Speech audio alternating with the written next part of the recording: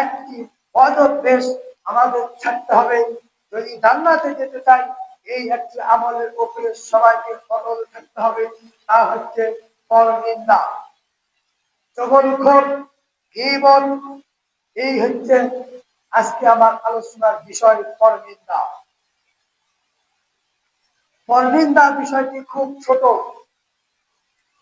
মনে হবে অনেক ছোট, কিন্তু এর ভয়াবহ কাজে কত আমরা তা জানি না। এই পরনিন্দার যে পাপ, এই পাপ যদি আপনি ওজন করেন, তাহলে আপনি জান্নাত হারাবেন।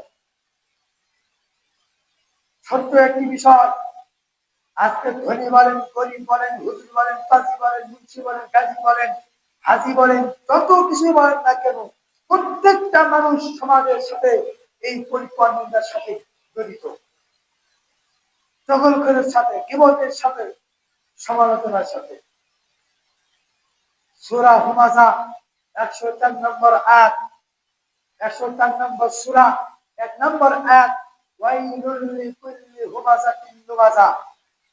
এখানে আল্লাহ রাব্বুল আলামিন বলেছেন, প্রত্যেক তার জন্য ধ্বংস হোক যে মানুষের সামনে, মানুষের পিছনে গীবত করে, সমালোচনা করে, পরনিন্দা করে, সে ব্যক্তি ধ্বংস হোক।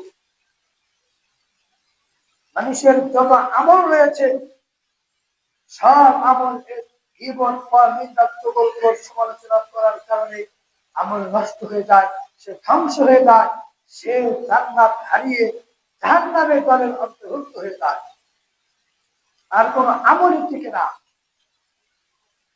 সূরা হুজুরাত 11 নম্বর আয়াতে আল্লাহ রাব্বুল আলামিন বলছেন, ইয়া আইয়ুহাল্লাযীনা আমানু, ওহে ঈমানদারগণ, বিশ্বাসীগণ, লা ইয়াসখার কওমুম মিন কওমিন, এক ব্যক্তি আরেক ব্যক্তির সাথে যেন বিদ্রূপ না করে, এক লোক আরেক লোকের সাথে যেন ঠাট্টা বিদ্রূপ না করে, এক মানুষ আরেক মানুষের সাথে যেন ঠাট্টা বিদ্রূপ না করে, এক জাতি আরেক জাতির সাথে যেন ঠাট্টা বিদ্রূপ না করে।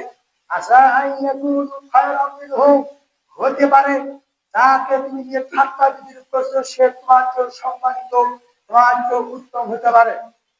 আল্লাহ রাব্বুল আলামিন এক মানুষ আরেক মানুষের সাথে ঠাট্টা করতে নিষেধ করলেন। সূরা হুজুরাত 12 নম্বর আয়াতে আল্লাহ রাব্বুল আলামিন বলেছেন, ইয়া আইয়ুহাল্লাযীনা আমানু, হে বিশ্বাসীগণ, হে মুমিনগণ, তারা নিজেদেরকে ইমানদার, পরহেজগার, তাকওয়াবান বলে বিশ্বাস করো, মনে করো। ইজতানিবু কাসীরাম মিনাল যান, তোমরা বেশি বেশি মিথ্যা পরিকল্পিত ধারণা থেকে বেঁচে থাকো। ইন্না বা'দা যান্নি ইসমুন, কারণ অধিকাংশ এই পরিকল্পিত ধারণা মিথ্যা হয়ে থাকে। মিথ্যাই ধারণাই মিথ্যা, ধারণা কোনদিন সত্য হতে পারে না। আজকে আমরা যত গীবত, পরনিন্দা, চগলখোর করছি, সবগুলো ধারণা করেই করছি, আমাদের জিহ্বা দিয়েই করছি। এই জিহ্বাই হচ্ছে মানুষের অন্তরের মূল অস্ত্র। আমার অন্তরে কি আছে, এই জিহ্বা দ্বারা প্রকাশ পাবে। আমি যদি পরহেজগার, ইমানদার, তাকওয়াবান, মুত্তাকি হই, তাহলে আমার জিহ্বা দ্বারা কথার মাধ্যমে সেটা ফুটে উঠবে।